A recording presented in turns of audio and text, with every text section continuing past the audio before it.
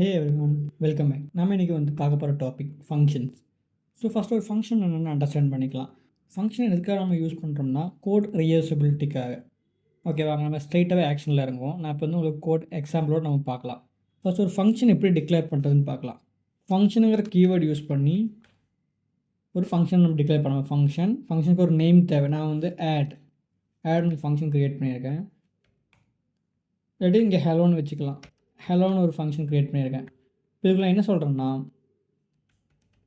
console.log inside ஃபங்க்ஷன்னு print பண்ணியிருக்கோம். Inside function. இப்போ அந்த கோடை ரன் பண்ணுறேன். என்ன அவுட்புட் வருதுன்னு பாருங்கள். எம்டி, எந்த அவுட்புட்டுமே வரல. எதனாலனா இப்போ நம்ம என்ன பண்ணியிருக்கோம்னா ஃபங்க்ஷனுங்கிற ஒரு கீவேர்டு யூஸ் பண்ணி தான் ஃபங்க்ஷனை டிக்ளேர் பண்ண முடியும். ஸோ ஃபங்க்ஷனுங்கிற கீவேர்டு யூஸ் பண்ணியிருக்கோம். தென் அந்த ஃபங்க்ஷனுக்கு ஒரு நேம் தேவை. நம்ம ஹெலோன்னு வச்சுருக்கோம். இந்த ப்ராக்கெட் இப்போதைக்கு எம்டியாக விட்டுக்குங்க. எதுக்காக நம்ம ஃபியூச்சரில் பார்ப்போம். இப்போதைக்கு இது எம்டியாக விட்டுக்குங்க. இது பேராமீட்டர்ஸ் விட இது சும்மா விட்டுக்குங்க. இந்த கேர்ல் பேசஸ் ஓப்பன் பண்ணியிருக்கோம்ல, ஓப்பன் பண்ணி இங்கே க்ளோஸ் பண்ணியிருக்கோம். இதுக்குள்ளே இருக்கிற கோட்ஸ் தான் பிளாக் ஆஃப் கோட்னு சொல்லுவோம், இல்லாட்டி ஃபங்க்ஷனோட ஸ்கோப்னு சொல்லுவோம். இன்னும் நான் டீட்டெயிலாக சொல்கிறேன். இப்போ இந்த ஃபங்க்ஷனை நம்ம கால் பண்ணால் மட்டும்தான் ஒர்க் ஆகும். டிக்ளேர் பண்ணனால ஒர்க் ஆகாது. ஸோ கால் பண்ண போகிறோம். எப்படி கால் பண்ணுவோம்னா அந்த ஃபங்க்ஷனுக்கு ஒரு கிளாஸ் இருக்குது. அந்த ஃபங்க்ஷனுக்கு ஒரு கிளாஸ் வச்சு நம்ம கால் பண்ணுவோம். நான் ஹெலோனுக்கு விடுகிறேன். ஃபங்க்ஷன் நேம் போடுறோம், ப்ராக்கெட் ஓப்பன் பண்ணுறோம், செமிகோலன் போடுறேன். இப்போ நான் ரன் பண்ணி பார்க்குறேன். கிளியர் பண்ணி ரன் பண்ணுறோம். பார்த்தீங்களா, இன்சைட் ஃபங்க்ஷன்னு பிரிண்ட் ஆகிருக்கு இப்போது. அப்போது ஒரு ஃபங்க்ஷன் எப்போ ஒர்க் ஆகும், அதாவது அந்த ஃபங்க்ஷனை கால் பண்ணும்போது மட்டும்தான் அந்த ஃபங்க்ஷன் ஒர்க் ஆகும். மற்றபடி ஒரு ஃபங்க்ஷனை டிக்ளேர் பண்ணுறதுனால அது ஒர்க் ஆகாது. இதுதான் ஃபங்க்ஷனோட basic concept, working concept. Okay, உங்களுக்கு இப்போ கிளியராக இருக்குன்னு நினைக்கிறேன். இப்போ நம்ம என்ன பண்ணலாம்னா 2 நம்பரை ஆட் பண்ணலாம். இப்போ நான் கன்சோலில் ரிமூவ் பண்ணுறேன். இப்போ நான் இதுக்குள்ளே வேரியபிள் க்ரியேட் பண்ணுறேன். நான் ஃபங்க்ஷனுங்கிற ஸ்கோப்புக்குள்ளே க்ரியேட் பண்ணுறேன். இப்போ நம்ம ஸ்கோப் என்னென்னு பார்க்க போகிறோம். Let A assign 10, let B assign 20ன்னு வைக்கிறோம். இப்போ என்ன பண்ண போகிறோன்னா லெட் சம்ங்கிற ஒரு வேரியபிளில் ரெண்டுமே ஆட் பண்ண போகிறோம். ஏ ப்ளஸ் பி ரெண்டுமே ஆட் பண்ணிட்டோம் இல்லையா. இப்போது நான் என்ன பண்ண போகிறேன்னா பிரிண்ட் பண்ண போகிறேன். console.logல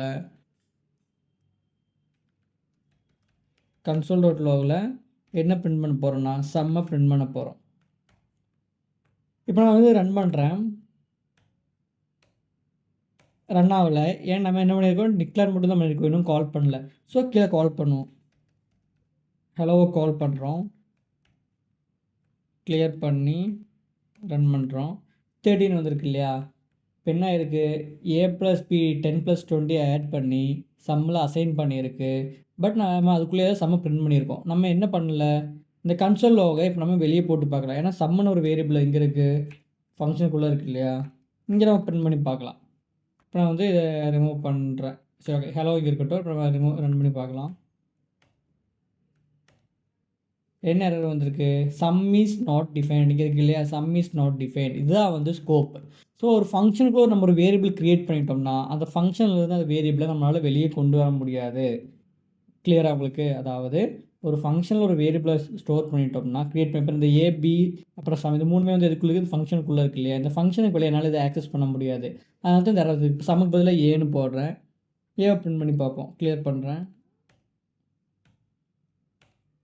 அதுக்கும் அதே தான், ஏ இஸ் நாட் டிஃபைன். பார்த்தீங்க இல்லையா, இதுதான் ஸ்கோப்னு சொல்லுவோம். அதாவது அப்போ ஸ்கோப்னா என்ன, அதாவது ஒரு ஸ்கோப்புக்குள்ளே க்ரியேட் பண்ணி தான் பிளாக்னு சொல்லுவோம். இந்த பிளாக்குள்ளே க்ரியேட் பண்ணுறது எல்லாமே இதுக்குள்ளே மட்டும் தான் ஆக்சஸ் இருக்கும். இதுக்கு வெளியே நம்மளால் ஆக்சஸ் பண்ண முடியாது. கிளியராக இருக்குது இல்லையா உங்களுக்கு.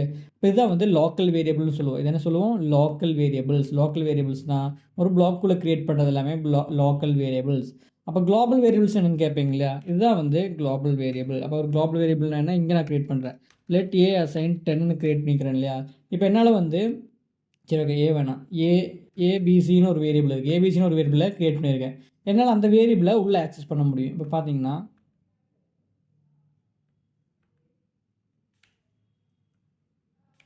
அந்த வேரியபிள் சம்மில் எதை வைக்கிறேன், ஏபிசி. பார்த்தீங்களா, ஏபிசி வைக்கிறேன். அதுக்கப்புறம் ஏபிசி பிரிண்ட் பண்ணுறேன்.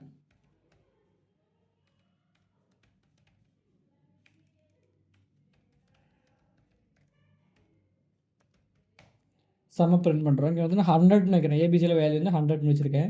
இப்போ நான் இதை ரிமூவ் பண்ணுறேன். ஹலோவை கால் பண்ணியிருக்கோம். ரன் பண்ணி பார்க்கலாம். 100 வந்திருக்கு இல்லையா? ஸோ இது ஒரு குளோபல் வேரியபிள். அதாவது எந்த ப்ளாக்லேயுமே இல்லாமல் வெளியே நம்ம கிரியேட் பண்ணுறது குளோபல் வேரியபிள்னு சொல்லுவாங்க. ஒரு ப்ளாக்குள்ளே கிரியேட் பண்ணுறது வந்து லோக்கல் வேரியபிள்னு சொல்லுவாங்க. கிளியர் இல்லையா உங்களுக்கு? இப்போ நான் என்ன பண்ண போகிறேன்னா, அப்போ இதுலேருந்து இப்போ அந்த சம்மை நம்ம கிரியேட் பண்ணியிருக்கோம். சம் இருக்குது, a + b ஆட் பண்ணுறோம். இதெல்லாமே ரிமூவ் பண்ணுறேன். a + b ஆட் பண்ணியிருக்கோம் இல்லையா? அப்போது இது எப்படி மேலே கொண்டு போகிறதுன்னு நீங்கள் கேட்பீங்க. அதாவது இப்போ சம்முன்னு ஒரு வேரியபிளாக அசைன் பண்ணுறோம். இதை வேரியபிள் எப்படி வெளியே கொண்டு வரணும்னு நீங்கள் கேட்பீங்க இல்லையா? இதுக்கு தான் இருக்குது ஒரு கீவேர்ட், ரிட்டர்னு ஒரு கீவேர்ட் பார்க்க போகிறோம். ஃபங்க்ஷனில் வந்து ரிட்டர்ன் டைப் இருக்குது.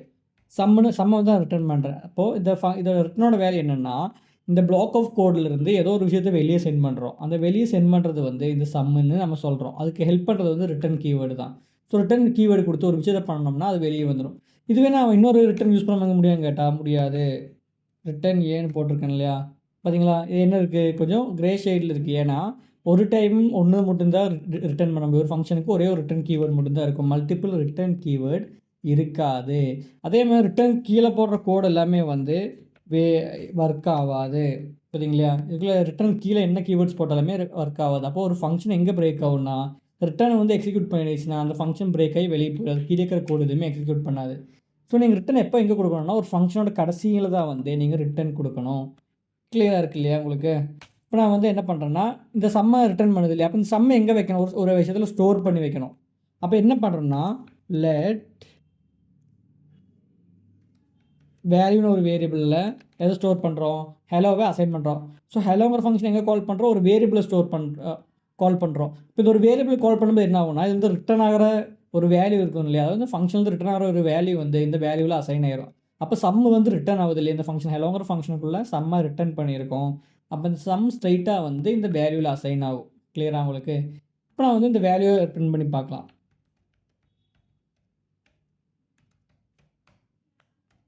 பிரிண்ட் பண்ணுறோம். பார்த்தீங்களா 30 வந்திருக்கு இல்லையா? ஸோ 10 + 20 30. இப்போ இந்த வேல்யூ நான் சேஞ்ச் பண்ணுறேன். 16 வைக்கிறேன். ஸோ 70 60 + 10 70. அது வந்து a + b வந்து 10 + 60 70. அது சம்மில் அசைன் பண்ணிட்டோம். அந்த சம்மை வந்து ரிட்டர்ன் பண்ணுறோம் ஃபங்க்ஷன்லேருந்து. ஸோ ஃபங்க்ஷன் நம்ம வெளியே யூஸ் பண்ண முடியும். ஸோ அதை எப்படி யூஸ் பண்ணுவோம்? அந்த ஃபங்க்ஷனை வந்து ஒரு வேரியபிளில் அசைன் பண்ணுவோம். அப்போ அது ரிட்டர்ன் ஆகிற கீவேர்டு வந்து வேல்யூவில் ஸ்டோர் ஆகும். அந்த வேல்யூ நம்ம இங்கே வெளியே யூஸ் பண்ணிக்கலாம். இதுதான் வந்து ஃபங்க்ஷன்ஸ். அப்போ நம்ம என்னெல்லாம் பார்த்துருக்கோம்? குளோபல் ஸ்கோப் என்னென்னு பார்த்துருக்கோம், லோக்கல் ஸ்கோப் என்னென்னு பார்த்துருக்கோம், லோக்கல் வேரியபிள் என்ன, குளோபல் வேரியபிள் என்னென்னு பார்த்தோம், ரிட்டர்ன் கீவேர்டு எப்படி யூஸ் பண்ணுறதுன்னு பார்த்துருக்கோம். ரிட்டர்ன் கீவேர்டு யூஸ் பண்ணி தான் ஒரு வேல்யூ ஃபங்க்ஷன் வந்து வெளியே கொண்டு வர முடியும் பார்த்துருக்கோம் இல்லையா? நெக்ஸ்ட்டு வந்து நம்ம பார்க்க போகிறது வந்து பேராமீட்டர் பார்க்க போகிறோம். அதாவது இப்போ இதெல்லாமே ரிமூவ் பண்ணுறேன். நம்ம பார்த்தோம்னா எப்போவுமே வந்து 10 + 16 மட்டும் தான் ஆட் பண்ணிகிட்டே இருக்குது இல்லையா? நான் என்ன சொல்கிறேன்னா, நம்ம பார்த்த ஃபங்க்ஷன் வந்து ரீயூசபிலிட்டிக்காக யூஸ் பண்ணுற ஒரு கோடு தான் ஃபங்க்ஷன். ஸோ இது வந்து மல்டிபிள் டைம்ஸ் எவ்வளோ டைம் வேணாலும் நான் மல்டிபிள் கால் பண்ணிகிட்டே இருக்கலாம். இப்போ நான் என்ன கேட்குறேன்னா, எதுக்கு எப்போவுமே 10 60 மட்டுமே இருக்குது? நம்ம வந்து இப்போ இங்கே இதுக்குள்ள வேல்யூ நம்ம டைனாமிக்காக கொடுக்கணும். நம்ம கொடுக்குற நம்பர் தான் வரணும்னா, இங்கே தான் வந்து பேராமீட்டர்னு சொல்லுவோம். இங்கே என்ன கொடுக்குறேன்னா, num1, num2. ஓகேவா? num1, num2ன்னு இருக்குது. அப்போ ஏல எதை அசைன் பண்ணுறோம்? num1. பியில் எதை அசைன் பண்ணுறோம்னா num2. இங்கே வந்து a + b. இப்போ இதோட மீனிங் என்னென்னா, நம்ம ஏதோ ஒரு வேல்யூ ஃபஸ்ட்டு பாஸ் பண்ணுவோம். அது வந்து num1ல் அசைன் ஆயிரும். அந்த num1 என்ன ஆகுது? ஏல அசைன் ஆயிடுச்சு. ரெண்டாவது கொடுக்குற வேல்யூ வந்து num2ல் அசைன் ஆயிரும். அந்த num2 வந்து எதில் அசைன் ஆயிருக்கு? பியில் அசைன் ஆயிருக்கு. அதுக்கப்புறம் a + b பண்ணி சம்மில் ரிட்டர்ன் பண்ணுறோம். இதோட மீனிங் என்ன? நம்ம டைனாமிக்காக ஒரு வேல்யூ கொடுக்க போகிறோம். வாங்க ட்ரை பண்ணலாம். இப்போ நான் வந்து பார்க்குறேன். இப்போ நான் ஒரு வேல்யூ போடுறேன். let result assign hello. ஒரு ஃபங்க்ஷனை கால் பண்ணுவோம்ல, இப்போ இந்த பேராமீட்டரை நம்ம பாஸ் பண்ணுவோம், ஆர்குமெண்ட்ஸ்னு சொல்லுவோம் இதை. ஸோ இது வந்து பேராமீட்டர். இப்போ நம்ம பாஸ் பண்ண போகிறது வந்து ஆர்குமெண்ட்ஸ். நான் வந்து 5, 7 5 + 7 வந்து நான் ஆட் பண்ண நினைக்கிறேன். அப்போ ஒரு மீனிங் என்னென்னா, இந்த 5 வந்து num1ல் அசைன் ஆயிரும். ஸோ 5 ஸ்ட்ரைட்டாக வந்து num1ல் அசைன் ஆயிரும். 7 வந்து ஸ்ட்ரைட்டாக num2ல் அசைன் ஆயிரும்.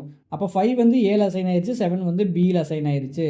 அப்போ 5 + 7 12 வந்து சம்மில் அசைன் ஆயிரும். ரிட்டர்ன் பண்ணுது சம்மை. பார்க்கலாம் 12 வருதான்னு பார்க்கலாம்.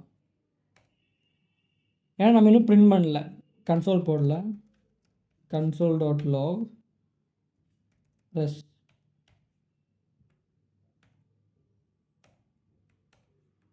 பார்த்தீங்களா 12 வந்திருக்கு.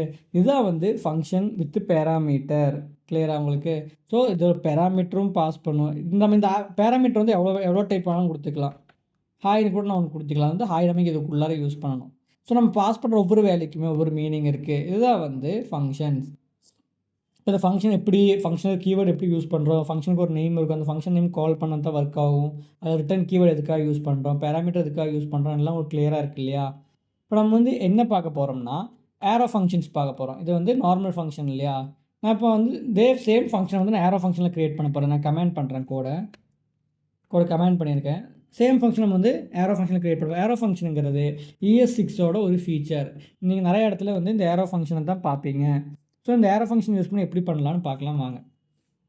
அது ஒரு வேரியபிள் ஃபங்க்ஷனல் கீவேர்டுக்கு பதிலாக இங்கே நம்ம கான்ஸ்ட்னு யூஸ் பண்ணுறோம். தென் ஃபங்க்ஷன் நேம் என்ன ஹலோ தானே, அப்போது வேரியபிள் நேம் மாதிரி ஹலோன்னு கொடுக்குறோம். அது வந்து வேரியபிள் டைப் மாதிரி தான் இருக்கும். அசைன் பேராமீட்டருக்காக ஒரு பேரன்திசிஸ் ஓப்பன் பண்ணுறோம். நெக்ஸ்ட் தான் வந்து நம்ம ஏரோ மெத்தட் ஒரு ஈக்குவல் டு சிம்பிள் ஒரு கிரேட்டர் தென் சிம்பிள் ஸ்பேஸ் இல்லாமல் போடணும். அதாவது கிரேட்டர் தென் சிம்பிளுக்கு ஈக்குவல் டு சிம்பிளுக்கு நடுவில் ஸ்பேஸ் இருக்கக்கூடாது. தென் நம்ம கோட் ஆஃப் பிளாக் ஓப்பன் பண்ணி இதை நான் காப்பி பண்ணி பேஸ்ட் பண்ணுறேன்.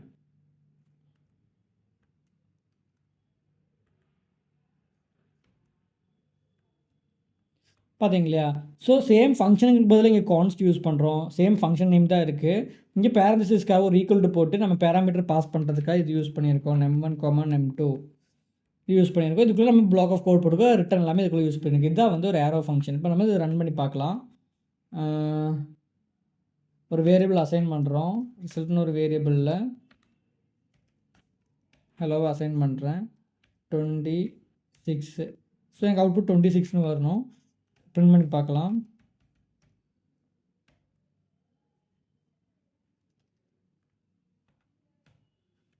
கிளியர் பண்ணி பார்த்தீங்களா 26னு வந்துருச்சு. இதுதான் வந்து ஏரோ ஃபங்க்ஷன்ஸ். இப்போ இதுதான் நம்ம வந்து ஃபங்க்ஷன்ஸ். இப்போ ஃபங்க்ஷன் உங்களுக்கு கிளியர் ஆகிடுச்சு இல்லையா? இதுதான் ஏரோ ஃபங்க்ஷன்ஸ். ஸோ நம்ம நார்மல் ஃபங்க்ஷன் பார்த்துருக்கோம், ஏரோ ஃபங்க்ஷன் பார்த்துருக்கோம். இந்த ரெண்டு கோடுமே சைட் பை சைடு வைக்கிறேன். நீங்கள் உங்கள் டிஃப்ரென்ஸை பாருங்கள். நார்மல் ஃபங்க்ஷனுக்கும் ஏரோ ஃபங்க்ஷன் டிஃப்ரென்ஸும் சைட் பை சைடாக பாருங்கள். ஸ்டிப்மெட் வந்து ஸ்க்ரீனில் இருக்கும். அதேமாதிரி நம்ம இப்போ ஃபங்க்ஷன்ஸ் வந்து கம்ப்ளீட் பண்ணிட்டு இப்போ நீங்கள் பண்ண வேண்டியது என்னென்னா, நீங்களே ஒரு ஃபங்க்ஷன்ஸ் க்ரியேட் பண்ணி கால் பண்ணி பாருங்கள். நீங்கள் என்ன ஃபங்க்ஷன் ட்ரை பண்ணீங்கன்னு கீழே கமெண்ட் பாக்ஸில் கமெண்ட் பண்ணுங்கள். இன்னும் டுட்டோரியல்ஸ்க்கு நம்ம சேனலை சப்ஸ்கிரைப் பண்ணுங்கள். தேங்க்யூ.